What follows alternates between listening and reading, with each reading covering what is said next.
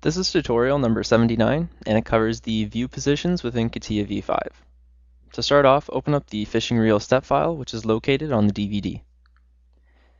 Now the view positions is in the view toolbar here, and when you open this up, you're able to do an isometric, a front, a back, a left, right, top, and bottom view. So what I'm doing is I'm just introducing it to you just so you know where it is and just how to use it. So let's do an isometric, and it'll give you an isometric view. If you do a front, it's going to give you the front view. And if you look at the compass up here, everything's coordinated to that. So a front view is with your X, Y, and Z, such as that. And when you do a right view, same thing is going to happen. It's going to move around with your compass. So everything is linked to that compass, and that's how it's going to create your views from there. So let's do a bottom view here, and you're going to see the bottom of the compass there.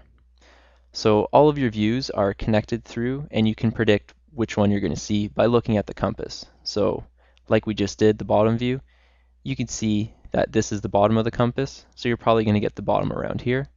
Click bottom, that's what you see. So that concludes our tutorial on the view positions within Catia V5.